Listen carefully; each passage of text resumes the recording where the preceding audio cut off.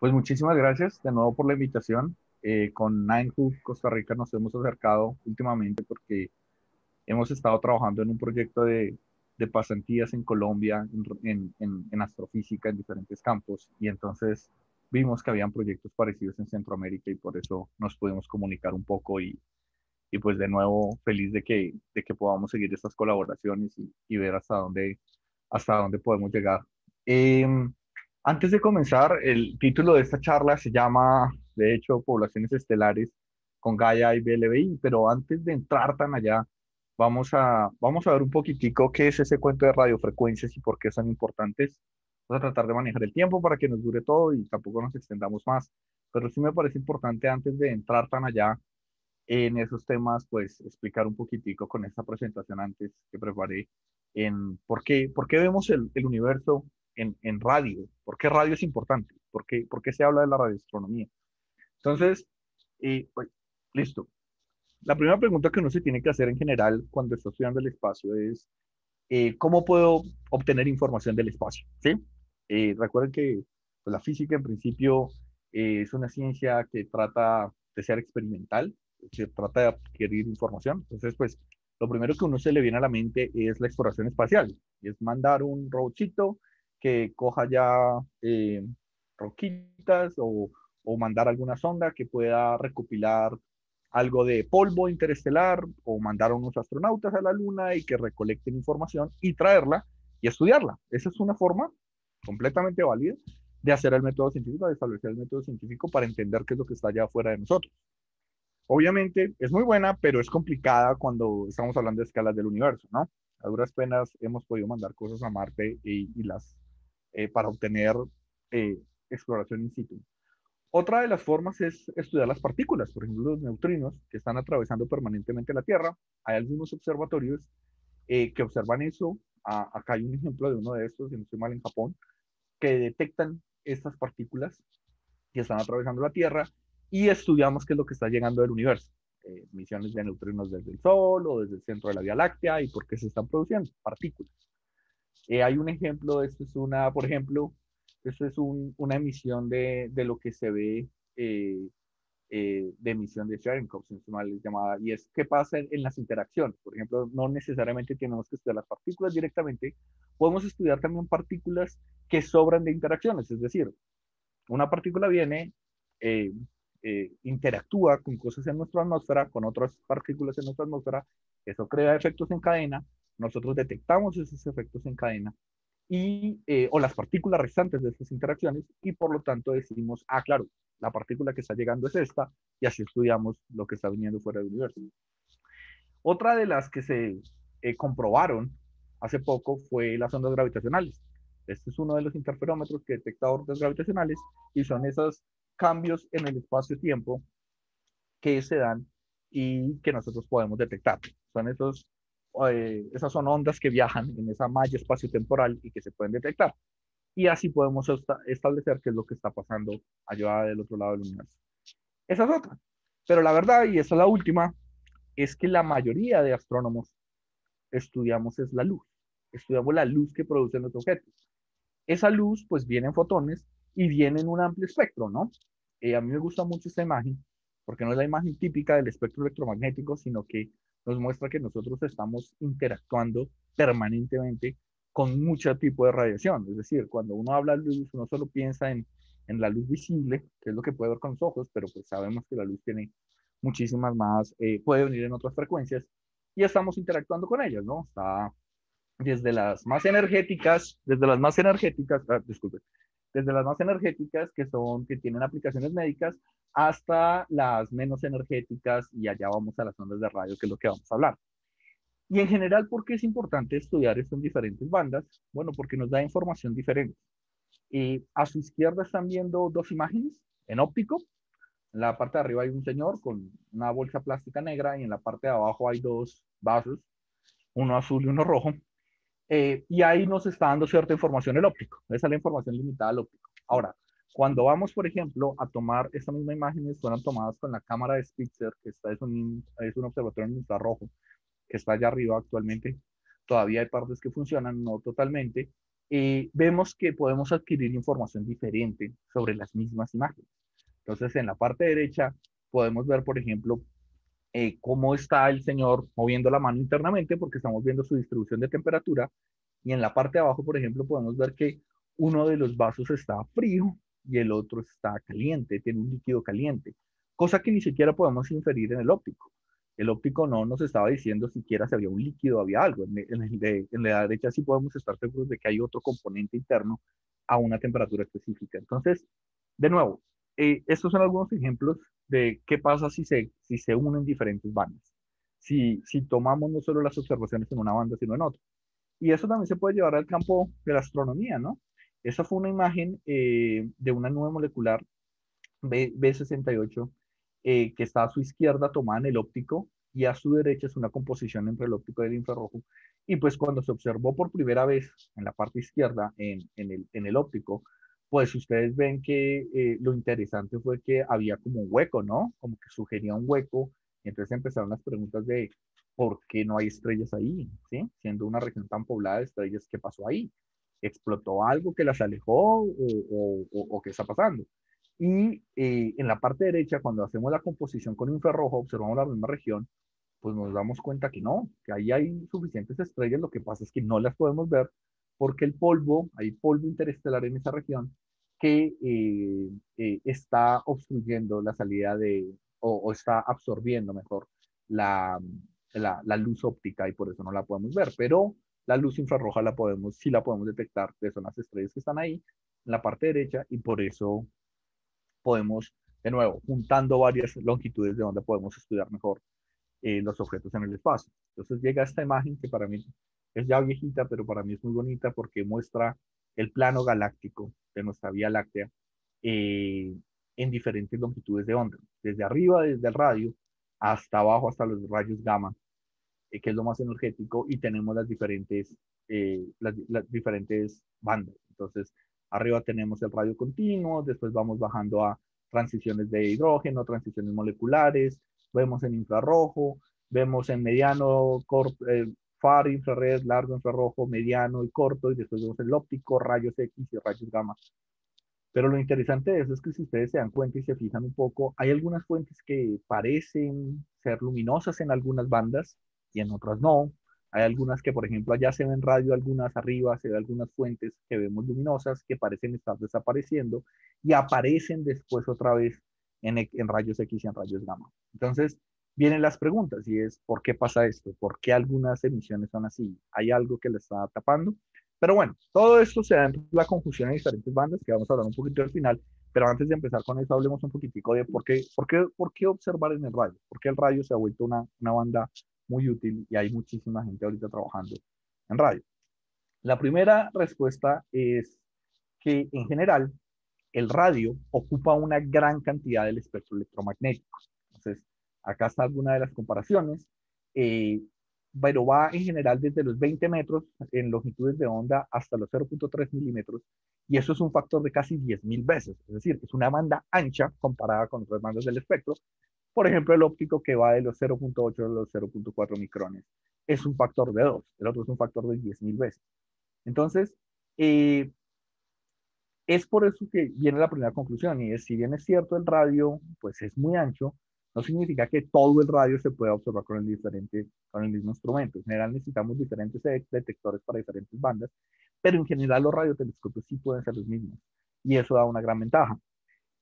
La segunda característica, esa es la primera característica, es una banda ancha. La segunda característica del por qué se observa en radio es que el radio traspasa la atmósfera. Es una de las regiones abiertas en la atmósfera. Entonces, ustedes saben que nuestra atmósfera nos protege de mucho tipo de radiación, eh, pero hay algunas bandas que parecen penetrar la atmósfera y llegar hasta la superficie terrestre. Por ejemplo, los rayos X y los rayos gamma, nuestra atmósfera nos protege de ellos, son supremamente nocivos y llegarían, pero nuestra atmósfera nos protege al mismo tiempo, pues, está muy bien, pero si queremos observar ahí, tenemos que mandar telescopios al otro lado, sacarlos al espacio, básicamente, no podemos observar acá. El visible, obviamente, podemos ver, por eso podemos decir que el visible pasa. Hay algunas ventanitas en el infrarrojo, no muchas, y de ahí para allá el infrarrojo ya se empieza a tapar muchísimo y vuelve a caer la opacidad de nuevo en el radio. Y en el radio, entonces podemos hacer radiotelescopios en la Tierra, ¿no? Podemos observar y la atmósfera en general nos está dejando pasar toda esta información, lo cual está pues muy bien porque nos ahorra un problema que es la atmósfera.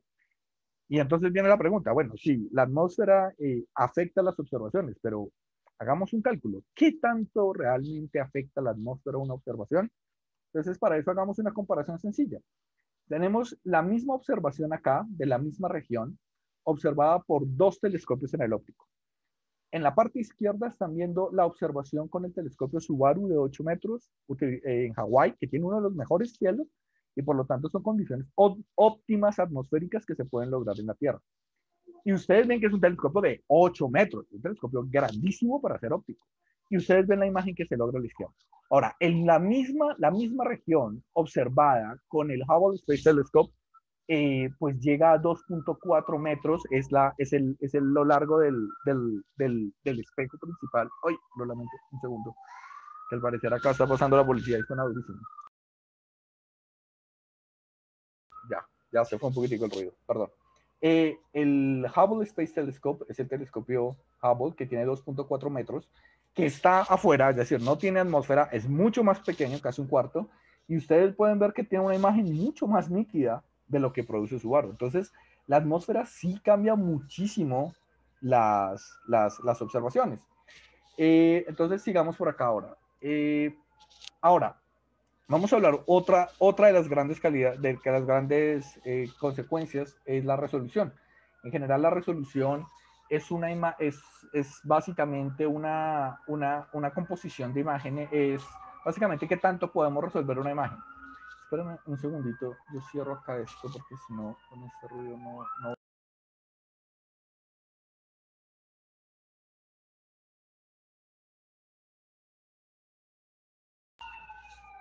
Ya, disculpen. Básicamente la resolución lo que muestra es qué tanto podemos básicamente resolver una imagen. Dios mío, pero ¿qué pasó? Ya me asusté. Pero bueno, acá vamos una imagen, diferentes píxeles, y esto es básicamente lo mismo que tenemos cuando vemos un video en YouTube, ¿no? Subimos la resolución y podemos distinguir mejor las cosas. La resolución en radio, de hecho, es un gran problema comparada con las demás bandas, y se soluciona de una manera tan elegante que dio para un premio Nobel, y por eso creo que vale la pena mencionarlo, y por eso se observa en radio. Eh, en general, la resolución se define aquí como la razón entre la longitud de onda que estás observando dividido el diámetro de tu telescopio, ¿sí? Entonces, si tenemos una observación, por ejemplo, en el óptico, tenemos una longitud de onda así de pequeñita como se ve ahí en metros, y si la comparamos con una en radio que podemos detectar con esas antenas de DirecTV o de Sky, realmente la longitud de onda es muchísimo más grande, pero muchísimo más grande. ¿Qué quiere decir esto? ¿Esto a qué conclusión llega? Si uno quiere tener una resolución parecida a la que uno tiene con observatorios en el óptico o en rayos X, recuerden que la longitud de onda de ellos es muy pequeñita o la frecuencia es muy alta, que es equivalente. Significa que el diámetro, la fracción de abajo, tiene que ser inmensa para poder llegar a ser comparables en términos de resolución. Y pues la primera solución inmediata que uno tiene respecto a esto, ¿cuál es? Pues construyamos telescopios gigantescos. Y eso es lo que se ha hecho. Acá vemos una compilación de algunos de los telescopios. Tenemos ahí el telescopio en Cerdeña, en Italia. Tenemos el Green Bank Observatory abajo a la izquierda. El LMT de México en el centro abajo. El de Arecibo que ya se cayó.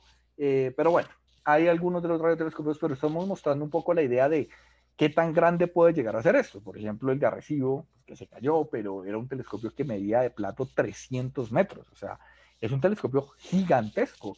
Y entonces los chinos dijeron, nosotros también queremos tener uno más grande todavía, y entonces ya, esa es una imagen viejita, ya está terminado y está ya en operación, el FAST, el 500 Meter Telescope de China, y es un telescopio de 500 metros. Estamos hablando de medio kilómetro de telescopio.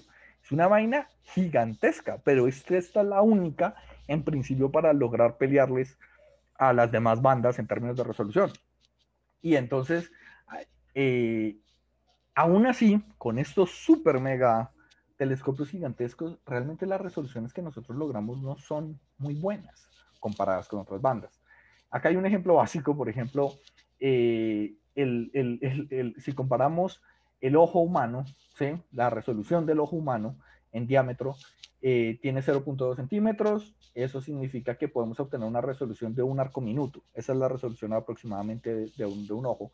Y la del radio, teniendo en cuenta una antena de 50 metros, que ya es una antena grande, 50 metros es una distancia considerable, podemos lograr 0.7, que es básicamente un poquito mejor que el ojo. Es decir, esta conclusión de esto, para mirar con unos ojos humanos el cielo, con la resolución que nosotros tenemos, recuerden que esa resolución es nuestra capacidad para distinguir diferentes objetos, pues básicamente tendríamos que construir uno de 50 metros y estamos al mismo nivel del ojo. Por otro lado, entonces ahora llegamos a una conclusión y es cómo le ganamos ahora si ya construimos super radiotelescopios y aún así no podemos igualarlos. Y el resultado es interferometría. Esta es una técnica que que utilizan actualmente todos los arreglos de radiotelescopios, que básicamente combinan las señales de diferentes radiotelescopios. Entonces, allá observamos una estrella, acá observamos la misma estrella y combinamos las señales. Y básicamente, ¿por qué podemos hacer eso? Es porque tenemos información completa en el radio, tenemos información completa sobre la onda electromagnética, la luz que está llegando, o estamos midiendo, mejor dicho, en términos más correctos, lo que nosotros medimos es el campo eléctrico. Una onda electromagnética, que es la luz, que es el fotón que está viniendo, es una oscilación entre campos eléctricos y magnéticos, lo sabemos, y nosotros detectamos el campo eléctrico que se observa. Pero hay dos componentes fundamentales si uno quiere caracterizar una onda: la amplitud y la fase. Y uno podría preguntarse, ¿por qué no hacen lo mismo en las demás bandas? ¿Por qué no hacen lo mismo en el óptico? ¿Por qué no en el óptico colocan un telescopio allá en San José de Costa Rica y el otro lo colocan en Bogotá y los dos observan y después pues unen las señales? Bueno, pues porque es un problema tecnológico actualmente y actualmente lo que nosotros usamos son CCDs para detectar óptico, que es lo que usan nuestras cámaras, o por lo que yo estoy observando, nuestras cámaras en nuestros celulares, por ejemplo, y llegan una cantidad de fotones, colisionan contra un metal, se da el efecto fotoeléctrico, saltan electrones, hay una corriente que los arrastra y recogemos. Así que entre más fuerte sea la amplitud de ese fotón, digámoslo así, en la emisión, a qué tan luminoso sea lo que está llegando, más energético es ese fotón, levanta más electrones y nosotros detectamos más brillo. Pero si bien eso es cierto y funciona, ahí nosotros perdemos totalmente la información de la fase. Y eso es algo que en los detectores en radio no perdemos. Nosotros detectamos campos eléctricos. Hay unos detectores que se llaman detectores heterodinos, es la traducción en español, o heterodyne receivers se llaman, y ellos nos permiten detectar ese campo eléctrico oscilante y por lo tanto tenemos información de la amplitud y de la fase también. Entonces, cuando se tienen las dos, se pueden unir señales. Si no se tienen las dos, no se pueden unir esas señales. Y entonces nuestra ecuación ya cambia. Antes teníamos que la resolución era lambda sobre d, siendo d el diámetro del radiotelescopio. Ahora, haciendo interferometría o juntando varias antenas, nuestra resolución es lambda sobre b, siendo b el baseline, que se llama, o línea de base, que básicamente es la distancia máxima entre dos antenas. Entonces decimos, o sea que podemos unir varias antenas y las resoluciones que lograremos serán del tamaño, o el B de abajo, serán del tamaño, tendrán una resolución gigantesca. Y por ejemplo, eso acá por poner un ejemplo, esta es una de las antenas del European VLBI Network, de la la red europea de radiotelescopios, y ellas se unen y lo que hacen es básicamente crear el efecto de una antena gigantesca. Y ese es el mismo efecto que tiene ALMA, y eso es lo que hacen en el BLA, acá en Socorro, y eso es lo que se hace en general. Entonces, eso da muchísimas ventajas en términos resolutivos. Acá hay una imagen muy bonita de, por ejemplo, cómo se ve una galaxia con una de las antenas del Westerbork Synthesis Radio Telescope, este queda en Holanda, es una de las 14 antenas, cómo se da si le mejoramos muchísimo en términos, eso sí, si instalamos una característica de software de FPA, no nos vamos a detener en eso, simplemente es un mejoramiento de la imagen ¿Y qué pasa si obtenemos ahora con las 14 antenas? Ya no solo con una, sino con las 14, pues ustedes se dan cuenta que podemos resolver muchísimas más cosas. Y esto pues fue de nuevo muy, muy importante, y por eso es que en el 74 a estos señores y a otros que trabajan en los pulsares se les da el premio Nobel por lo que se llamó la técnica de síntesis de apertura. Llámese apertura, es una apertura sintética o esta técnica de interferometría de juntar varias señales. Y bueno, pues fue un gran logro. Y de nuevo, nosotros no nos quedamos simplemente en decir que vamos a juntar una, sino existe lo que se llama el Global BLBI Array. Y esto es juntar todas las radioantenas del mundo. Uno puede aplicar a esto, uno puede mandar su propuesta porque quiere que todas al mismo tiempo observen. Y pues que se hacen todo, pues llegan a un correlador, ¿sí? Este es uno de los correladores que hay más grandes del mundo, que queda en Holanda, y allá se llegan todas las señales de diferentes antenas y se unen todas para crear una imagen muy completa. Esta también es una imagen muy bonita, por ejemplo, de un objeto extragaláctico con un jet. En el óptico la están viendo tal cual lo ve el Hubble Space Telescope, abajo a la izquierda, y a la derecha ustedes pueden ver cómo desde el centro, que es una imagen con el BLA, vamos haciendo como zoom en ciertas regiones y zoom. Y las últimas dos imágenes de abajo son en BLBI, es decir, BLBI es juntar todas esas antenas para obtener una precisión o una resolución muy buena y ver la cabecita de esto que está pasando allá, ¿no? Y por eso, de nuevo, llamando uno de los descubrimientos de hace poco que se vio que hizo el Event Horizon Telescope, que fue observar el primer agujero negro M87 detectado por luz, pues no es de extrañar entonces ahora que ya han visto esto, pues que esta imagen se haya hecho en radio. Esto fue hecho en radio. ¿Por qué? Pues porque radio tiene la mejor resolución actualmente. Y fue la unión de todos esos radiotelescopios que vemos en la parte de abajo del planeta para crear una antena así de grande que nos permitiera llegar a la resolución que queríamos. Y pues se tomó la imagen. Entonces podemos entender eso. Ahora, hay muchísimas más características que se pueden hacer con radio. A diferencia de otras, también se puede hacer muchísima química, por ejemplo. Como sabemos, pues hay transiciones atómicas y moleculares, y una de las grandes preguntas es de qué está hecho el universo, de qué está hechas las estrellas, de qué están hechos los planetas, o de qué está hecho cualquier cosa que nos esté llegando allá. Y pues una de las grandes ventajas es que muchas de esas transiciones, los átomos hacen, las moléculas en general, los átomos también, hacen transiciones y emiten fotones. Esos fotones, muchas de esas líneas espectrales caen en el radio, y entonces podemos detectarlas, podemos caracterizarlas y podemos decir lo que hay allá es amonia, lo que hay allá es metanol, lo que hay allá es agua. Eh, Acá hay una lista de una cantidad, pero de verdad me quedé corto, es que seleccionando algunas. Esta fue una diapositiva que encontré, pero de verdad hay muchísimas más transiciones que esto en el radio. Entonces, siendo una banda con todas esas características, pues se puede estudiar mucho. Y acá hay un ejemplo muy sencillo de cómo se puede hacer composición de diferentes bandas para entender de nuevo qué es lo que está pasando. El gas azul, perdón, sí, el color azul lo que hace es mostrar el hidrógeno atómico, y las otras dos muestran más es en infrarrojo la presencia de estrellas, los puntos de colores verdes y rojos. Pero de nuevo, estos son simplemente composiciones entre diferentes que muestran un poquitico lo que se puede hacer en diferentes bandas. O por ejemplo, esta imagen, bueno, esta imagen ya es viejita, la parte izquierda es una placa fotográfica, no tengo ni idea ni hace cuánto se observa con eso, pero la parte derecha, por ejemplo, está mostrando una línea de transición de 21 centímetros, que es una de las líneas de transición del hidrógeno neutro, y podemos ver cosas que en el óptico no veíamos, como por ejemplo que estas tres galaxias de hecho están interactuando están compartiendo gas y están interactuando gravitacionalmente, cosa que no puedes inferir fácilmente el óptico. Entonces, ese tipo de cosas, todo esto se puede trabajar, y por eso el radio para mí es una banda que pues atrajo mi atención cuando yo estaba estudiando y quise dedicarme a eso.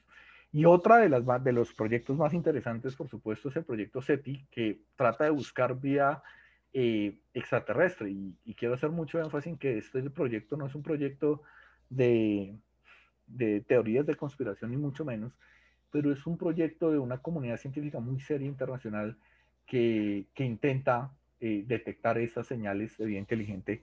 Y una de las primeras preguntas que dicen es, si los aliens se comunicaran, esta comunidad dice se comunicarían en radio, por ejemplo. Y uno dice, ah, ya sabemos la banda que se van a comunicar, ¿cómo pueden saber eso? Y tiene mucho sentido las respuestas.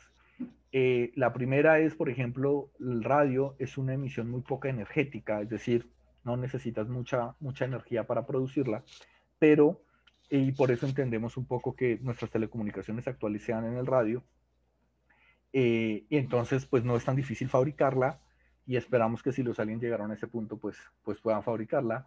La segunda es que no interacciona mucho con el medio interestelar, a muchos, siempre hay puntos de absorción, pero en general puede cruzar, por ejemplo, todo el plano galáctico mejor que el óptico de lejos, entonces puede llegar más lejos de alguna manera, uno podría entender que no tendrá tantos problemas para llegar afuera.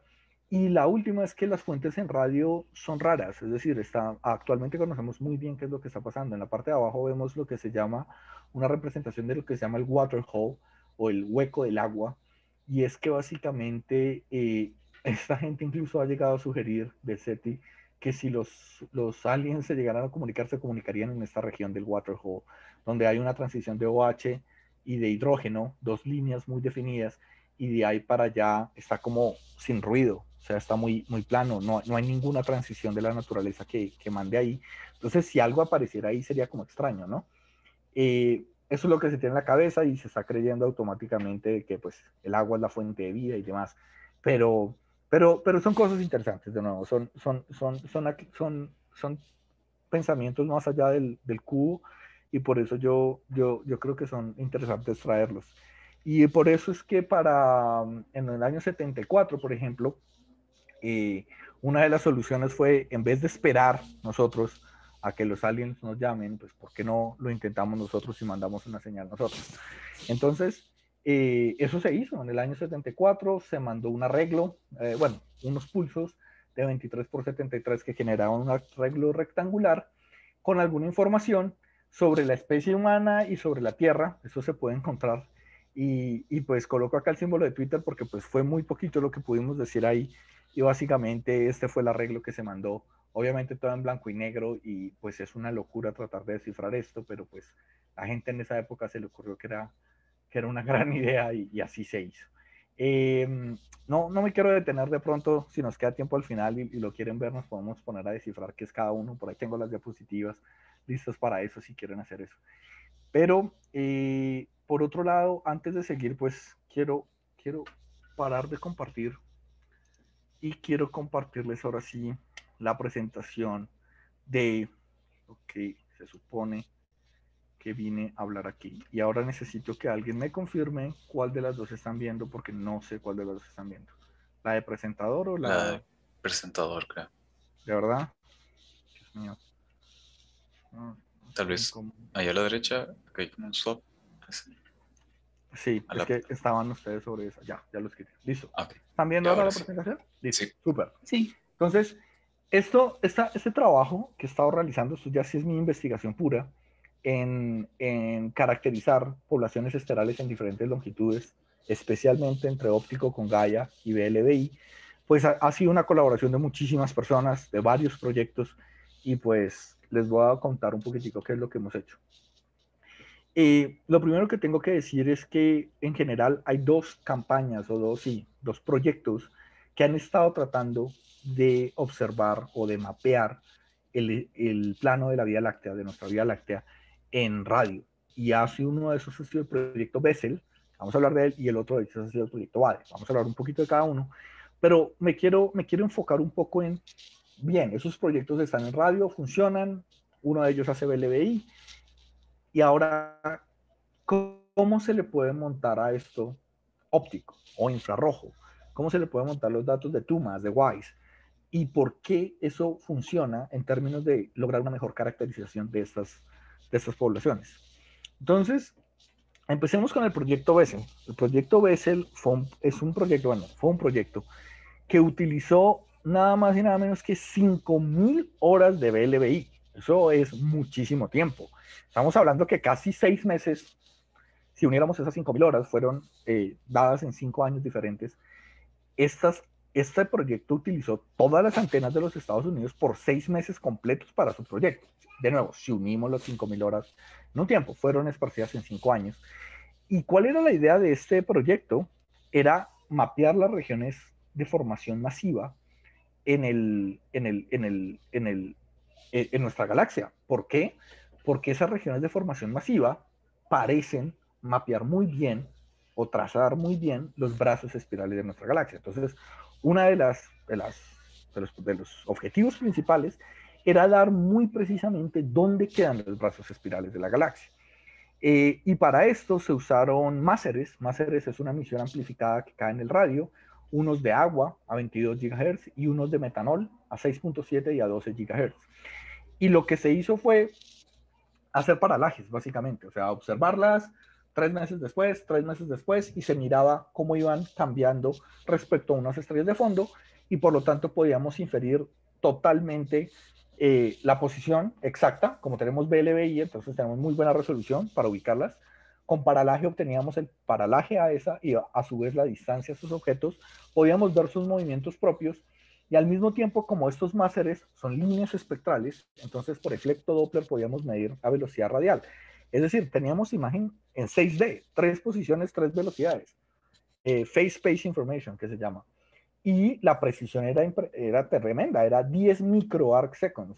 Ese es, creo que, de los límites que ha logrado actualmente la escala humana llegar, y es este tipo de límites. Y con eso, ¿qué era lo que se hacía? No solo se ubicaban los brazos espirales, sino además se hallaban los parámetros fundamentales de la galaxia. Parámetros fundamentales de la galaxia, entiéndase como distancia al centro de la Vía Láctea, desde el Sol, a qué velocidad se está moviendo el Sol, la curva de rotación, que es la curva de abajo del, la curva de rotación de la Vía Láctea, que a su vez es una prueba de la presencia de materia oscura. Cómo se está moviendo el Sol en todas las componentes, por ejemplo. Y uno dirá, ¿y para qué sirve todo eso? ¿Sí? ¿Eso para qué es útil? Pues como nosotros hacemos, lo que hacemos es física cuando observamos afuera. Si uno no sabe su marco de referencia, cómo se está moviendo, uno no sabe cómo calibrar las mediciones que están allá. Entonces, todas las mediciones extragalácticas que se hacen tienen que ser recalibradas basadas en cómo nosotros nos movemos en el universo. Entonces, obtener información precisa de esto es muy importante en ese sentido. Incluso esta gente llegó al punto, y es también un resultado muy interesante, no sé si ven, el Sol está en el centro de esta cruz, está arriba, en el punto central está el centro de la Vía Láctea, y en la parte de abajo hay una emisión de un máser en el otro lado, en el otro lado de la. Entonces, pues es impresionante que se puedan detectar cosas incluso más allá del centro galáctico. O sea, si apunto hacia el centro de la Vía Láctea, puedo ver cosas que incluso están pasando allá. Fue una de las detecciones nada más, porque es supremamente difícil, pero de nuevo, muestra que podemos incluso tratar de buscar cómo los brazos espirales se están envolviendo para allá. Ese fue un proyecto, funcionó. Yo colaboré con ese proyecto, hice parte de ese proyecto, pero algo que me llamó la atención fue cuando nosotros estábamos estudiando cada una de las diferentes fuentes acá, cada uno de los punticos que empezaron a formar ese mapa de la Vía Láctea, fue, por ejemplo, yo me enfoqué en uno de ellos que me pareció muy interesante. Es una región de formación masiva mostrando emisiones de agua, water, y lo que me interesó fue ver Gaia qué tanto podía haber ahí, por ejemplo. En la parte de la izquierda tienen una imagen en óptico, y en la parte central, bueno, de esta imagen, tienen una imagen en infrarrojo de la misma región. Y los punticos en rojo son los punticos que Gaia está diciendo, yo puedo verlos, yo puedo verlos.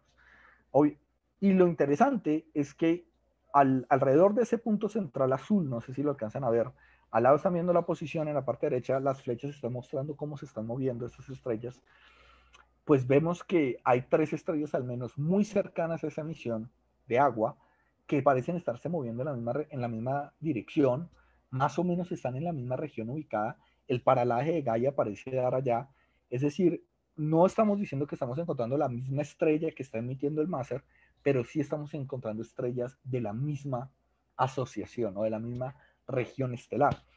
Y en la parte derecha que están viendo un diagrama de color magnitud, pues lo que estamos viendo básicamente es que pudimos confirmar que esas estrellas son de tipo A, son estrellas muy grandes que ya disiparon su gas, y por eso Gaia las puede ver.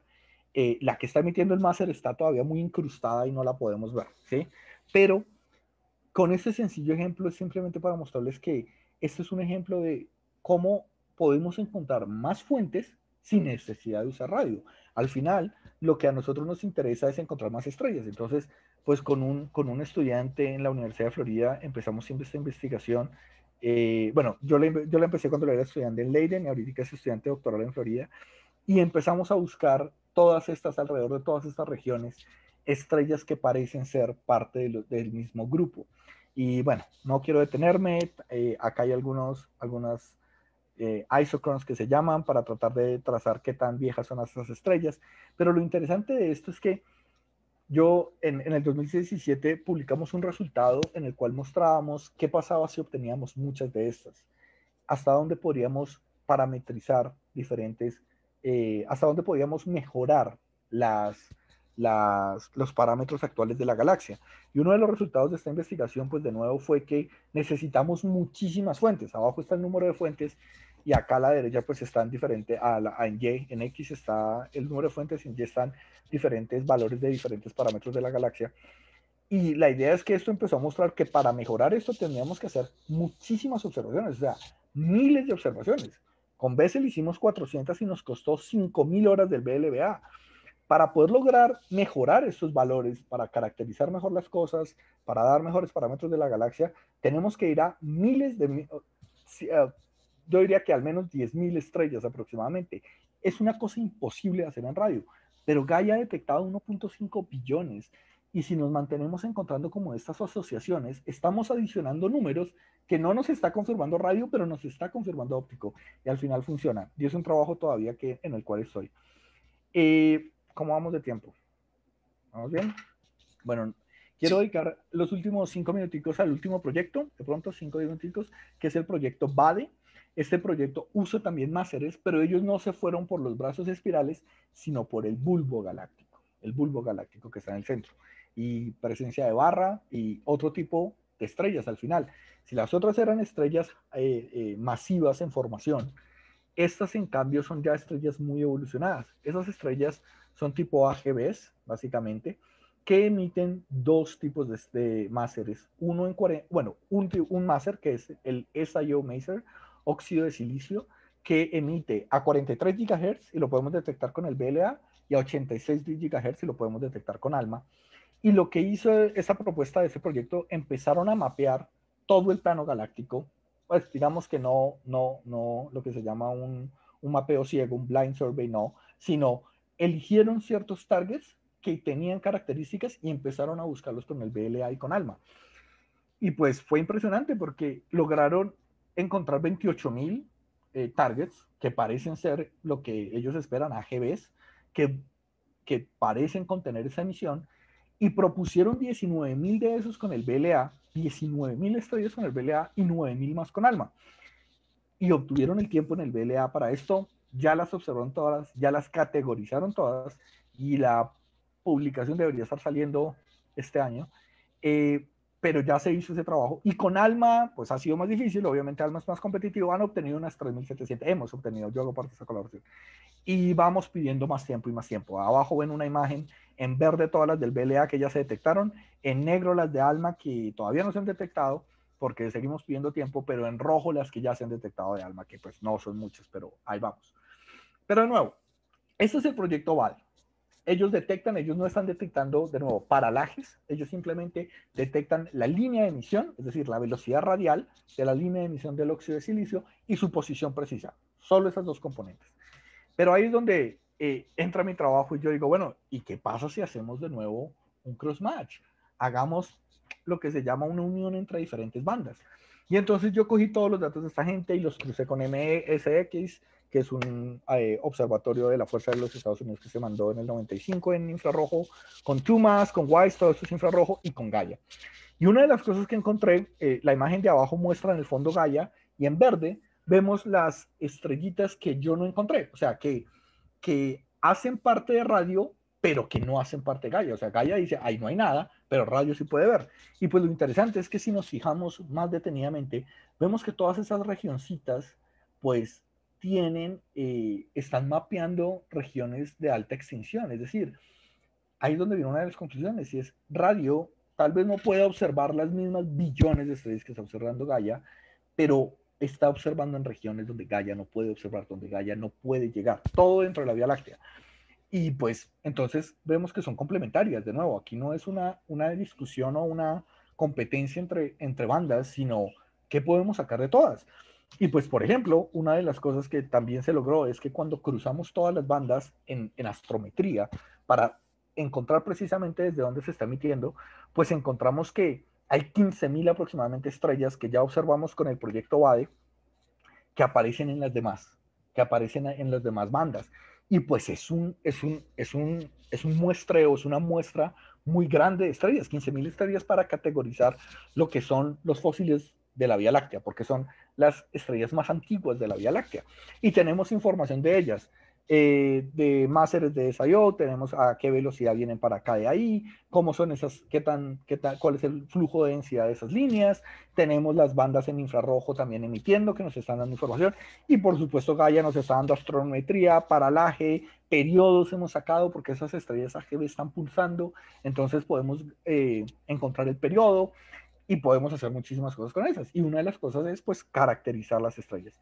Y para empezar con ese trabajo de caracterización, solo nos fijamos en aquellas que tuvieran muy buena distancia de paralaje, y desafortunadamente no son muchas, de las 15.000, empezamos con 28.000 que tiene VADE, de las cuales 15.000 encontramos en Sorbase, en infrarrojo y en óptico, y de esas solo 2.000 Gaia nos pudo dar distancias precisas, y empezamos una caracterización de estas estrellas. ¿Qué tipo de estrellas son esas? Entonces encontramos que esas estrellas efectivamente, eso es una imagen de color, perdón, de magnitud versus color, magnitud en la banda infrarroja y color en la banda en Gaia, en bandas en óptico, y pues esa línea roja que se está trazando ahí está mostrando que la mayoría de nuestras estrellas están de esa región, y esa región es la región donde en un diagrama de estos, que son parecidos a la Hertzsprung-Rosen diagrams, son equivalentes, es donde están las AGBs, ¿sí?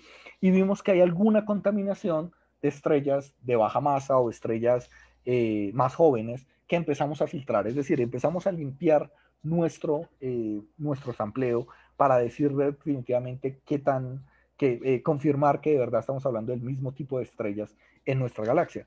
Otra cosa que hicimos fue, por ejemplo, encontrar de que esas estrellas son de aproximadamente 1.500 masas solares, comparando con otros estudios, y pues 1.500, perdón, masas solares, no, 1.500 luminosidades solares, o en términos de luminosidad, son 1.500 veces más luminosas que el Sol. Y uno diría, bueno, eso suena como mucho, pero realmente es que las estrellas tipo AGB llegan casi a los 7.000, 8.500 y hasta 9.000 luminosidades, y eso es como el estándar que se tiene, porque son las que se han observado en las nubes de Magallanes, por ejemplo. Pero claro, acá estamos diciendo, oiga, no, hay muchísimas AGBs de luminosidades más bajas, y se empiezan a encontrar toda esta idea. O por ejemplo, acá está cómo se ven desde arriba, desde el plano galáctico, en la proyección en el plano galáctico, la distribución de estas estrellas AGBs alrededor del Sol. El centro está en el Sol, y vemos algunos de las componentes principales de nuestra Vía Láctea, por ejemplo, los brazos, el de Perseo está arriba en verde, en el centro está pasando el brazo local, y abajo el de Sagitario, o esta nueva onda que se encontró el año pasado, que fue publicada en Nature, la Radcliffe Wave, que está pasando, que tiene muchas estrellas jóvenes. Pues estas estrellas evolucionadas no parecen correlacionarse con ninguna de las estructuras galácticas. Eso confirma que estas estrellas sí son muy viejas, y que ya están en una etapa en donde, digamos que cinemáticamente ya están desligadas, o es una población relajada, se dice cinemáticamente hablando, y ya no están atadas a donde nacieron, sino ya perdieron muchísimo de esa información. Pero de nuevo, este estudio apenas está comenzando. Ahora hay que ir por la mayoría de estrellas que no alcanzamos a llegar, solo alcanzamos a mapear las que están cerca porque tenemos buenas distancias, pero vamos por las que están del otro lado, vamos a tratar de mejorar las distancias que están del otro lado para llegar a lo que queremos, que es el bulbo galáctico. Y bueno, yo creo que esta es mi última diapositiva de lo que se viene. Las estrellas masivas, por un lado, estamos buscando de nuevo compañeros en el óptico que nos permitan encontrar más para los brazos espirales, y también empezar observaciones en el lado sur del planeta, y no tener que esperar por el Square Kilometer Array, pero empezar a usar algunos telescopios en Australia para observar algunas de esas y encontrarles paralajes y encontrarles distancias, y así ir poblando la región sur de la galaxia, de la cual no tenemos mucha información, porque la mayoría de telescopios están en el hemisferio norte del planeta. Y para el lado de las estrellas evolucionadas, pues bueno, hemos tratado de, ya hicimos un estudio que fue publicado, se ha publicado el año pasado, del vecindario solar, esas estrellas que les mostré, pero ahora vamos por las demás, como lo decía, por las del bulbo. Ya obtuvimos algún tiempo en el BLVA, que vamos a tener que reducir esos datos, ya se observaron, y pues siempre lo vendemos como es que esta es una técnica complementaria a Gaia. Estamos dando datos en donde Gaia no puede llegar. Y si no recuerdan nada de lo que dije y no pusieron atención, pues, y les gusta este show de The Big Bang Theory, que a mí también me gusta, pues en las imágenes de atrás de la oficina de Raj, ellos les gusta colocar algunas de las fotos de las investigaciones que yo hago. Esta imagen es mía, por ejemplo.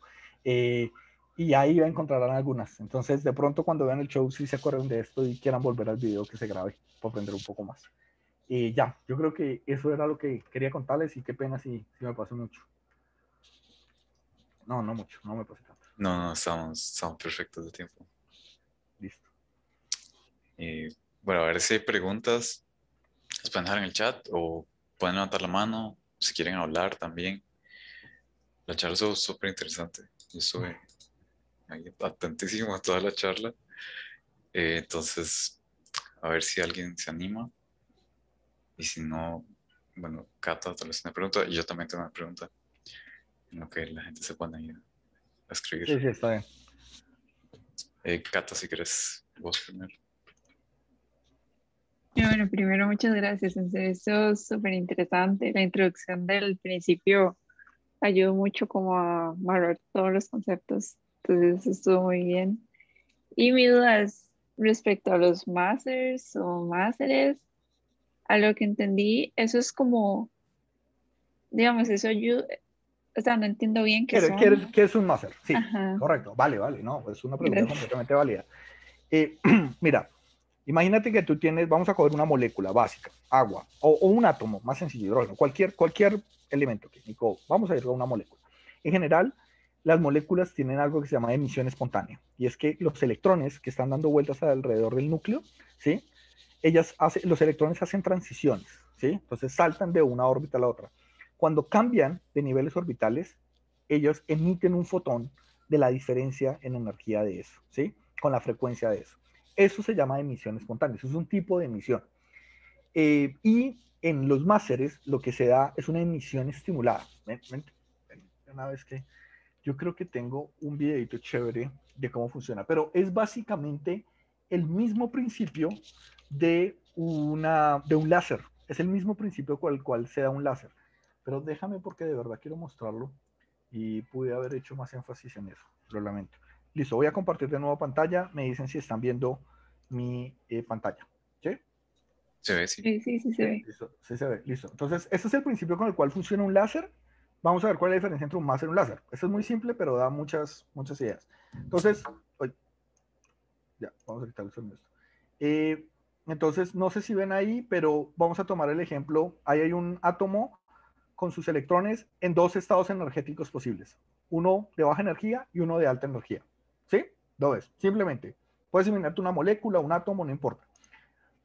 La emisión estimulada, se le llama a esto, es cuando esa molécula que está en un estado excitado, ¿sí? El electrón está en un estado excitado, espontáneamente no va a bajar al de baja energía, es decir, no va a ser una emisión espontánea, pero puede hacer una emisión estimulada. Y es que si viene un fotón de algún lado, no importa de dónde, con la frecuencia perfecta, va a hacer o va a estimular a esa molécula a que emita otro fotón idéntico, y es una emisión coherente.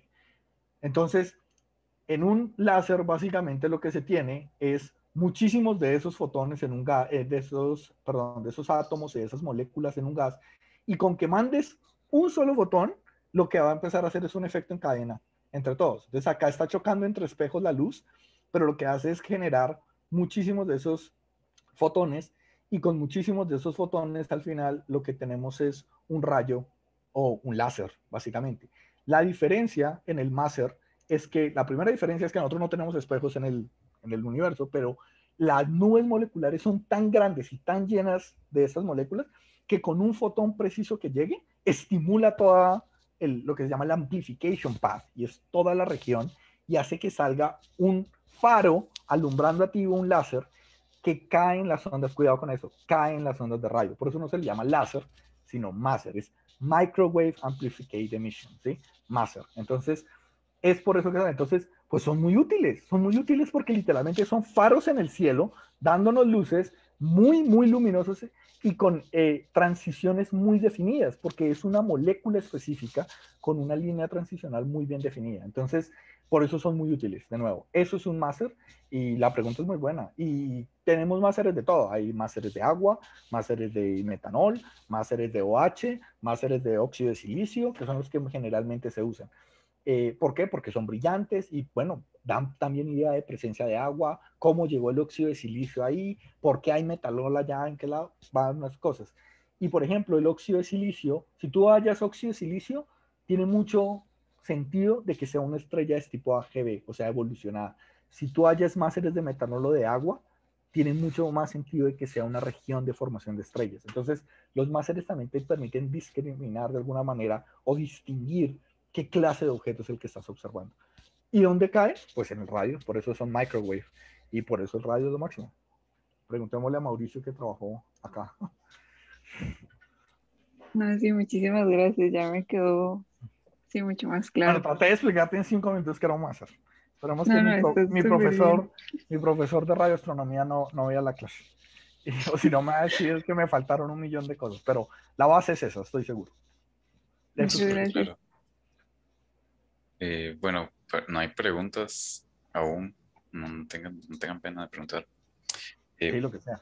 yo quería preguntar cómo complementaría el SKA, el Uh Square Kilometer Array, -huh, uh -huh, digamos, todas esas colaboraciones, este potencial de uh -huh. colaboraciones, ¿cómo lo... Fantástico, sí. Brutalmente. Si el Square Kilometer Array empieza a funcionar, es súper, porque como lo dije durante la charla, no tenemos observatorios en el sur. Está el ALMA, es cierto, pero ALMA hace interferometría, pero hace un poco de interferometría. Las antenas de ALMA están conectadas con fibra óptica entre ellas y alcanzan, creo que, a ver, la configuración de ALMA más grande va como actualmente en el último proposal iba a 8 kilómetros, la más larga, lo cual pues sí, es una distancia grande, pero para hacer esos BLBI, que es específicamente hallar la distancia de esto muy precisamente, pues tienes que tener tamaños gigantescos. Entonces sí estamos un poco de faltos de observatorios en el sur. Entonces ahí está el Square Kilometer Array, una parte en Australia, una parte en África, que ayudaría. También se está trabajando en lo que se llama el African BLBI Network, que también podría colaborar con esto. Y además también, digamos que, por ejemplo, algunos observatorios de radio en Australia, como Parques, y hay un par también allá, que si bien se puede hacer un arreglo inicial, muchos de los instrumentos, es decir, los detectores, no van a todas las bandas. Entonces, como decía Catalina, uno de los máseres, por ejemplo, el máser de metanol, cae en 6.7 GHz. Eso es banda C.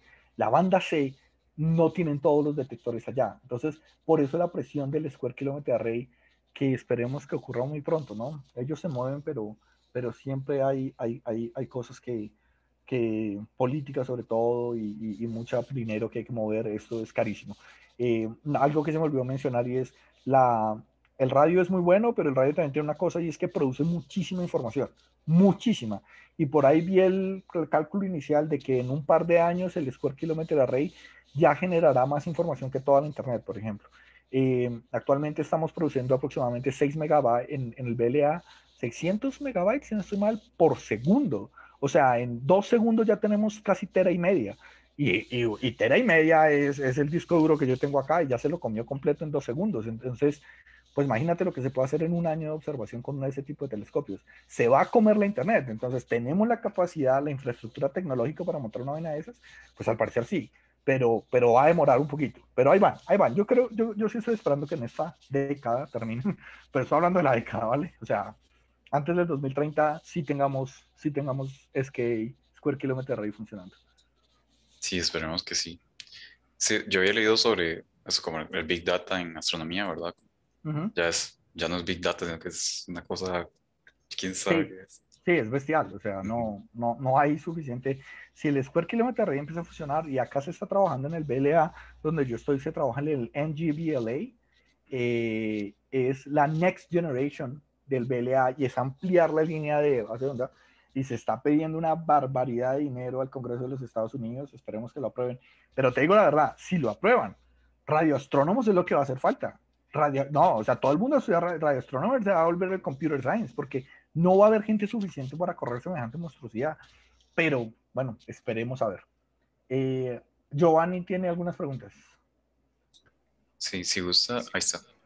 Hola, sí, bueno, primero agradecerle, Luis, su charla estuvo súper interesante, no sabe cuánto, yo estaba así al filo de la computadora. No, me tienen que invitar a San José, yo sí me voy para allá a colaborar con Nine Hope y con Alpha Zen y con todo, sí. Sí, definitivamente. Yo tenía un par de preguntas. Claro, la primera es que, bueno, primero noté que varias de las publicaciones que mostró eran 2017, 2018 y que hablaba de Gaia. Entonces, pregunto yo, ¿qué data release usó en ese momento para tal que encontró eso que mencionó? Porque yo lo encontré, entonces yo tengo que responderlo. A ver, es que hubo varias publicaciones. La del 2010, del 2010, no, creo que no hubo ninguna del 2018. Hubo una del 2017 y el resto fueron de 2019 para arriba. Y hay una del 2020. La del 2017 era la de las simulaciones mostrando la estructura galáctica, ¿sí?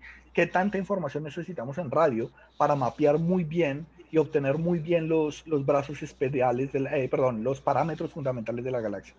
Esa es una publicación que no usó Gaia. En principio esa no usó Gaia. Esa simplemente extendió en términos de simulaciones el proyecto Bessel. Recordemos que el proyecto Bessel, el que medía los brazos espirales, pues dijo, pues poblemos de brazos espirales la galaxia, de máseres los brazos espirales y miremos cuántos de esos necesitamos. Ya de ahí para adelante, las publicaciones del 2019 para adelante, sí todas usan Gaia. En principio se usó el Gaia Data Release 2 del 2018, porque esa traía los paralajes y demás. Y la del 2020, espérate, hecho cabeza. No. La que salió en el 2020 fue a principios del 2020. Esa todavía no alcanzó a contener los datos del Early Gaia Data Release 3. Igual, los datos del Gaia, del último, que es el Early, lo llamaron Early Data Release 3, esos solo son datos de Gaia del DR2 mejorados un poco en las posiciones, en la astrometría. No hicieron mucho más, o sea, no hay mucho más. Si no estoy mal, Anthony Brown es el chair del DIPA Gaia, que es el que está entregando todos esos datos. Él, si no estoy mal, esa la última vez que se discutió y que está por ahí publicado, él mencionó que el Gaia Data Release 3, que se viene, si no estoy mal, el próximo año, debería tener simplemente muchos más periodos, muchas mejores velocidades, pero no va a obtener, al menos para mi información, mucho más. Los periodos me interesan porque esas son estrellas pulsantes y se pueden hacer, por ejemplo, curvas de periodo de luminosidad, que son súper útiles, pero el gran data release que se va a venir es el 4, que no se sabe aún cuándo tiene fecha. Pero a medida que va avanzando Gaia, va dando cosas interesantes. Y este hombre, Anthony Brown, pues él es un duro y él hace todo eso. Deberían invitarlo porque él es de Aruba y habla español venezolano, muy venezolano, y entonces es muy chévere hablar con él. Y él es un holandés, pero habla perfecto. O sea, él creció en Aruba y es una gran persona. Creo que también vale la pena para este tipo de charlas. Él les puede hablar sobre todo de Gaia, todo, él sí se lo sabe todo, ¿no? Genial, muchas gracias. Y después la otra era, quería pedirle, digamos, que si puede tal vez ampliar un poquito más en la parte en la que habla sobre las poblaciones difusas de estrellas que no se veían asociadas a ninguna de las estructuras ya conocidas en la galaxia, que mostró una imagen, recuerdo claro, la imagen sobre el plano de la galaxia, donde estaban las poblaciones las verdecitas, que eran como verdes. Sí, que ya okay, usted mencionó que habían perdido las propiedades cinemáticas y esto. No, es otra. A ver, vamos a ir a la diapositiva, no hay lío. Okay. A ver, ¿cuál estamos hablando? Creo que es esta. Listo. ¿Están viendo mi pantalla? Sí. Dale play. ¿Están viendo la que es o la que no es? Estamos viendo la última. Pero es el formato, ¿sí? Sí, ¿Esta? Sí. ¿Esta? Esa. Esa está muy bien. Bueno, sí. Esa es una imagen, esa fue publicada en el 2020. Esa fue la última que sacamos. Esta lo que está mostrando es, en el centro vemos el Sol de nuevo y vemos las estructuras grandes, digámoslo así, de la galaxia que están cerca de nosotros. Entonces vemos el brazo local, brazo de Perseo arriba y brazo de Carina Sagitario abajo, dónde estaría pasando. Y por otro lado vemos lo que se llama la Radcliffe Wave, ¿sí? Que es la onda esta que se encontró hace poco, que parece ser otra estructura pasando cerca al Sol. Lo que te estoy tratando de mostrar acá es básicamente que todos esos puntos, los rosados y los grises, ambos son estrellas tipo AGBs, son estrellas de nuevo que nosotros detectamos, que se detectaron más seres de ellas en óxido de silicio, también detectamos de ellas, sabemos por infrarrojo que tienen colores que se esperan en los AGBs, y también detectamos que en los diagramas de color magnitud parecen ser estrellas efectivamente tipo Miras, son estrellas pulsantes. Cuando nosotros obtuvimos las distancias de Gaia, porque en principio teníamos todo proyectado en el cielo. BADE, que es el proyecto en radio, pues tiene todo proyectado en el cielo. Dice, ese es el plano galáctico, ahí están. Sí, pero ¿qué tan lejos están? Porque si no sabes qué tan lejos están, no sabes cómo ponerlas en este diagrama. Ahí es donde entró Gaia y nos dijo, bueno, para un subsample de sus 15.000, para unas 2.000, podemos obtener la distancia precisa, ¿sí? Porque tenemos paralajes lo suficientemente buenos para extraer distancias. Y acá es donde las ubicamos. Y entonces, cuando las ubicamos, una de las conclusiones fue, oiga, fíjense que estas estrellas no parecen estar asociadas a ninguna estructura. Muy diferente a lo que pasaba en las estrellas de formación, de alta formación estelar. Y me regreso un poco a estas imágenes de acá, al proyecto anterior, al proyecto de Bessel, por ejemplo, es esta, bueno, esta es la imagen, pero vamos a la imagen más es la siguiente después de esta. Esta, como te das cuenta ahí, los brazos espirales sí parecen llevarse muchas de ellas, ahí están los colores, ¿sí? Parecen trazar muy bien y tiene mucho sentido en términos físicos, y es que cuando entendemos las regiones de formación de estrellas masivas, recuerden que los brazos espirales no es un cuerpo rígido, no es una vara ahí que está haciendo nada, es simplemente una densidad o wave density, lo que se llama, y es, tienes un fluido que está dando vueltas y se forman ciertas regiones de alta densidad. En esas regiones de alta densidad, pues es más probable que encuentres regiones de formación de estrellas masivas, porque tienes mucho más material concentrado, en términos gas concentrado. Y además esas estrellas, como sabemos de evolución estelar, las estrellas que son más evolucionadas, más masivas, evolucionan más rápido. Es decir, ¿sí? Trazan mucho más rápido el Hertzsprung-Russell diagram, lo trazan mucho más rápido y explotan como supernovas. Es decir, estas estrellas no viven mucho. Por lo tanto, inferimos que si esas estrellas masivas no viven mucho y están ahí, no han migrado muy lejos de donde nacieron. Y por lo tanto decimos, nacieron en los brazos espirales. Y si las detectamos con metanol y con agua, estamos trazando los brazos espirales. Pero ahora, pues volvemos a tu pregunta. Vamos para atrás porque era de las últimas precisamente. Volvemos a tu pregunta y es esta cosa, y es, estas no son estrellas evolucionadas porque están mostrando SIO Masers, son estrellas evolucionadas, pero no son estrellas jóvenes, son estrellas evolucionadas porque están mostrando óxido de silicio, emisión de Maser de óxido de silicio. Entonces, y esas estrellas, como te das cuenta, no están mapeando las regiones principales. Ellas ya migraron muy lejos de donde nacieron. El tiempo que ha pasado es inmenso. Ellas pueden durar muchísimo más tiempo. Van a morir como enanas blancas. Van a vivir muchísimo tiempo, ¿sí? Y ahí es donde nosotros decimos, concluimos entonces, efectivamente, estas regiones, estas estrellas están trazando una población mucho más antigua, relajada dinámicamente, mucho más difícil de entender de dónde vinieron, ¿sí? ¿Fue que migraron radialmente? No sé, ¿sí? Y otra de las conclusiones para mí muy importantes es esta, tal vez no la recalqué mucho, es que no son tan luminosas como creíamos, las imaginábamos 5 o 6 veces más luminosas. ¿Por qué? Porque eran las que nos podían llegar del bulbo.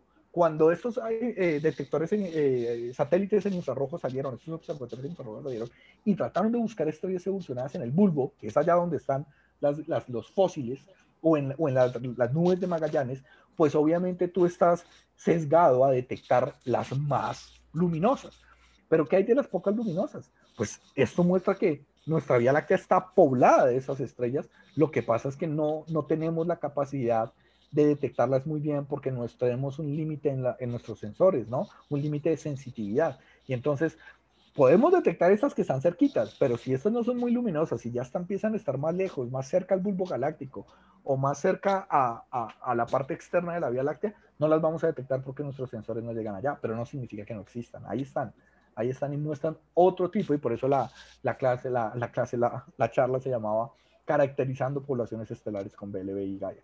Es porque, pero ¿por qué pudimos hacer eso? Porque necesitábamos dos cosas. Necesitábamos que BLVI o radio nos confirmara que fueran estrellas, SIO, hay óxido de silicio, muy bien, infrarrojo nos dice efectivamente, son Mayras, están arriba en la brazo espiral, y Gaia nos dice, están allá, mira la distancia, calcúlala. Entonces, recreando toda la información, puedes crear un mapa de la galaxia. Eso era básicamente, eso es lo que me dedico yo acá. Y pues todavía me creen porque por ahí mi salario me lo siguen pagando, así que es una buena noticia. Todavía me creen que no hago payasadas. Pero tal vez puedo elaborar un poquito más porque realmente esto me interesa mucho. Claro, claro. Estas estrellas que mostró en este mapa, Gaia, las que estábamos viendo ahorita recién, sí. Más o menos, ¿en qué orden andan las edades que tienen? Ya estamos hablando de estrellas de 100 millones de años, de 1.000 millones de años. No, más viejas que el Sol. Más viejas que el Sol. El Sol tiene 5.000 millones de años y tendría que... no, por eso se llaman los fósiles de la Vía Láctea. Son tan viejas, es que no te quiero dar un número porque si esto está siendo grabado, igual me equivoco. Pero son tan viejas que esas estrellas son usadas para encontrar cuáles fueron los que se llaman el merging history de la Vía Láctea. Es decir, si hubo interacción antes con otra galaxia, que sí se ha detectado, de que sí ya la Vía Láctea se ha comido otras galaxias antes, ¿sí? Esas estrellas vienen desde esa época. Entonces, estamos hablando de estrellas muy viejas, muy viejas. Y se usan en términos cinemáticos, tratan de mirarse las órbitas para ver cómo fue que se rompió la otra galaxia, cómo fue que entró, cómo fue que la Vía Láctea la consumió y la tiene allá en el bulbo galáctico, porque la trae gravitacionalmente hacia el agujero negro. Entonces, son estrellas de esas edades, o sea, no estamos ni cerca. Si tú vas y miras una región de formación de estrellas jóvenes, las Pléyades, 100 millones de años, 100 millones de años en escala. Pero es que el Sol tiene 5.000 millones, o sea, las Pléyades es un bebé de un año y el Sol es un señor de 50 años y el universo es un señor de 130 años. Entonces ya estamos hablando que el Sol tiene la mitad de la edad del universo y entonces, bueno, un poco menos, pero casi. Y estas estrellas son todavía más viejas. Entonces estamos hablando de primeras estrellas que se empezaron a formar y por lo tanto para mí traen lo poco que podemos encontrar de cómo nos formamos como estructura dentro de la Vía Láctea, cómo llegamos a ensamblar toda esta formación galáctica aquí. Y por eso pues son interesantes, ¿no? Son las primeras estrellas, pero son viejas.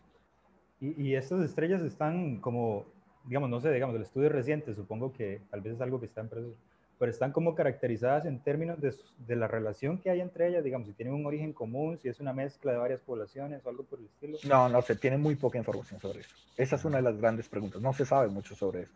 Y todos esos estudios lo que tratan es de llegar allá. Cuando hablamos de caracterización de estrellas es, por ejemplo, les estamos dando cuál es su distribución de masa, ¿sí? Son de qué masas a qué masas van. Cuando hablamos de caracterización es qué tan luminosas son, qué tan viejas son, lo que tú dices, en los tiempos. Y tratamos de dar todo eso. ¿Y eso para qué sirve? Pues para crear modelos. Porque cuando la gente hace los modelos, nos pregunta a los astrónomos observacionales, bueno, ¿qué tan viejas son esas estrellas? Porque yo acá en el Python yo le meto lo que yo quiera, pero si yo no tengo parámetros bien definidos para hacer una evolución galáctica, pues no tiene ningún sentido, eso no sirve para nada. Entonces, tú puedes elaborar en Python toda la evolución gravitacional y como si llegó una y no, pero al final todos esos parámetros que hay que hacerlos, siempre compararlos con datos observacionales. Yo siempre hago la énfasis que la astronomía es una ciencia experimental, ¿no? Hay que comparar con datos, Si te quedas en la teoría, puede que encuentres muchas cosas interesantes, pero si no te aterrizas a la naturaleza, será difícil saber hasta dónde los alcances de esas teorías. Entonces, pero no tenemos mucha información y es una de las grandes preguntas. Lo que estás hablando ya es como la gran pregunta que está detrás, ¿sí? Que es muy interesante y es la base de todo esto, pero nos hemos acercado despacio. La ciencia es así. Claro. Y tal vez ya para no sé, darle espacio a otras personas. Usted ahorita, digamos, dentro de lo que tiene abierto, de su trabajo está trabajando con poblaciones estelares, pero jóvenes, tal vez haciendo este tipo de cosas como caracterización, pero, por ejemplo, usted al inicio lo mencionó, digamos, ya sé que la respuesta es que sí, quiero escuchar como específicamente. Es una Mencionó, buena ¿verdad? cosa. Ajá, mencionó que estaban usando el BI, ¿verdad? Para ver estrellas jóvenes a lo largo de los brazos, porque en principio nos da una buena idea de dónde están esos brazos, ¿verdad? Pero, por ejemplo, en términos de asociaciones conocidas, asociaciones estelares conocidas, ¿eso usted Sí, lo que nosotros hacemos es, nuestro trabajo no, mi trabajo al menos no va muy profundo ahí. Yo últimamente, yo empecé mi tesis doctoral por ahí, por el trabajo en formación de estrellas masivas. Y aunque sigo haciendo cosas ahí, por ahí tengo un estudiante trabajando y todavía colaboro con el equipo. Ellos no intentan hacer lo que yo hago del otro lado, que son las poblaciones evolucionarias de encontrar distribuciones de luminosidad, dónde están y demás. El trabajo más de ellos y lo que se hace es, el trabajo de ellos es básicamente mapear muy bien los brazos espirales y encontrar los parámetros de la galaxia. Cuando yo entro al equipo de trabajo con ellos, yo les digo, busquemos alrededor de cada uno de los puntos que ustedes están encontrando, qué Gaia nos puede dar. Ellos me dijeron, estás loco, porque es que Gaia, esas regiones son muy opacas, con Gaia no vas a ver nada. Y yo le dije, pues déjame ver con Gaia a ver qué veo. Y cuando vi, por ejemplo, para una de las estrellas, que fue lo que mostré, encontré que habían 3, muy cerca. O sea, yo no estoy buscando la estrella que emite el máser porque no la voy a encontrar en óptico. Pero cuando encuentro otras, digo, ok, se están moviendo juntas. Y entonces empieza un estudio de lo que se llama asociaciones estelares, que es lo que tú dices. Ver cómo se están moviendo, si hay un estudio, digamos, si entre ellas están interactuando, es una región de formación, por qué algunas las puedo ver en Gaia y por qué otras no. Digamos que yo no voy a los detalles de eso, no caracterizo las poblaciones estelares muy jóvenes. Lo que hago es más bien usarlas como puntos adicionales para todo el mapeo de la galaxia y así refinar los parámetros de la galaxia. Pero digamos que no las caracterizo tanto. Podríamos, sí, es que cuando trabajas en esto abres una puerta y se abren 18 ventanas, o sea, sí, puedes pujar para donde quiera la investigación, pero es una pregunta muy válida y es un campo muy interesante y si quieres trabajar, yo te mando los datos, mira, trabajo en lo que tengo, o sea, no te preocupes. Ok, no, probablemente sí lo termine contactando. No, hombre, cualquier persona, de hecho no lo he dicho, cualquier persona, si a alguien le interesa, por supuesto, o sea, para eso estamos. Ven a ver acá, dejo como en el chat voy a colocar, ahí está la página web que yo manejo y si me quieren, ahí están los puntos de contacto que me pueden encontrar y si les interesa cualquier cosa, pues acá estamos. O sea, la idea de esto es colaborar hasta donde se pueda. Ahí la acabo de mandar, sí les llegó. Entonces ahí le pueden dar clic, pueden entrar a la página, revisarla, ver en qué las investigaciones, ahí tienen acceso a los papers. Yo trato de hacer también un blog de cada paper más o menos que estoy involucrado y que se ha publicado, un resumencito para leerlo rápidamente y uno enterarse de qué es lo que está pasando. Ahí lo pueden leer y me pueden escribir con lo que sea y no tiene que ser necesariamente para trabajar. Si hay preguntas sobre esto o preguntas sobre la vida académica, por ahí veo que Luis Eduardo está conectado, que trabaja conmigo en RECA y que estamos liderando el programa de pasantías desde RECA y que hemos trabajado. También, si es simplemente como guía de quiero ser astrónomo, pero no sé qué carajos tengo que hacer, súper, me encanta eso. Y de pronto la otra charla, la próxima, la hacemos de eso, ¿vale? Estaría súper, sí. Ahí tendría 10.000 preguntas más, creo. No, sí, no, pero es que es una pregunta muy válida. La gente siempre se pregunta, yo quiero comer de eso, ¿se puede? Y es una pregunta muy válida. Y la respuesta no es fácil de dar, pero sí se puede, pues yo como eso mantiene a mi hija por acá corriendo, pero tiene sus condiciones y no siempre son fáciles y sobre todo nosotros los latinoamericanos tenemos algunos baches que pasar en ese sentido, pero sí se puede, pero hay que saberse guiar, hay que dirigir muy bien los esfuerzos, hay que ser muy inteligente en la manera de la vida, hasta inteligente para saber hasta cuándo ya uno tiene que decir no más, ya hasta aquí no voy a seguir pujando más. Y por eso es este programa de RECA que nosotros tratamos de hacer, y es también decirle a los muchachos que no está mal en un momento decir ya no quiero seguir en esto, es una decisión de vida, y por eso parte en RECA también tenemos un programa de mentores en donde a los pelados les decimos, mira, el trabajo es así, lo que esperas es esto, se va a poner feo acá, esta parte es complicada, los filtros son difíciles, si no tienes estas características va a ser difícil, y cuando un muchacho ve todo eso y dice, ok, perfecto, no quiero hacer eso, para nosotros súper, porque le acabamos de salvar la vida a alguien 20 años de una persona jodiéndose en algo que no le gustaba al final y que no se veía haciendo. O sea, decía, a mí, es que eso es un cuento de la astronomía muy peligroso y es, la astronomía llama mucho la atención porque es el espacio y la cosa, y la NASA se ha encargado de vender y hacer plata con imágenes bonitas y todo eso es fantástico. Pero cuando la gente le dice, no, pero aquí hay que hacer ciencias, aquí hay que hacer física, aquí hay que hacer papers, aquí tienes que hablar inglés, y la gente es como, no, no, ya hasta allá yo no voy. Y no importa, y está bien, si quieres admirar la astronomía, pues solo con las imágenes está bien, pero pues al menos sé consciente hasta dónde se le alcance, y mucha gente llega, digamos, a las carreras, pues sin, no, yo odio la física, yo odio las matemáticas, yo odio la computación, pero me encanta la astronomía y yo quiero ser astrónomo. Complicado, ¿sí me entiendes? O sea, no estoy diciendo que no se pueda, toca aprender mucho, pero digamos que sí hay una componente muy fuerte de eso y si no se tiene, se va a sufrir más. Y entonces, pues yo creo que tenemos la responsabilidad social, algunos que ya hemos avanzado en nuestra carrera o que ya hemos avanzado en nuestros trabajos, de decir a la gente cómo es esto y si está bien o no. Ya cada uno es una persona adulta y puede tomar la decisión de si quiere seguir este mundo o no, pero sí hay una responsabilidad social de que la gente pues de que la gente no, de que la gente tome una decisión informada. Es su derecho, pero es responsabilidad de la gente que está arriba de dar eso. Y por eso hemos fundado estos proyectos y estamos trabajando con AlphaZen de nuevo y con NineHub para tratar de acercarnos en ese sentido y decir, ok, ustedes han hecho esto, nosotros hemos hecho esto, ¿cómo podemos colaborar? Establezcamos relaciones porque si no nos damos la mano entre latinoamericanos, los del otro lado nos van a partir en pedazos, así que mejor entre nosotros démonos la mano y echemos para adelante, ¿no? Así es. No sé si alguien tiene alguna otra pregunta y más bien, o sea, demasiadas gracias por esas palabras porque es refrescante escucharlo, la verdad. Gracias. Hace falta. Y sí, ojalá podamos ir colaborando y seguir en esto, ¿verdad? Que creo que todo lo que estamos aquí nos encanta, nos gusta. Por eso estamos aquí. Creo que no hay más preguntas. Última oportunidad. Si no, pues darle las gracias al doctor Luis Enrique. Estuvo interesantísimo, me encantó. Y muchas gracias. Y gracias a todos por participar.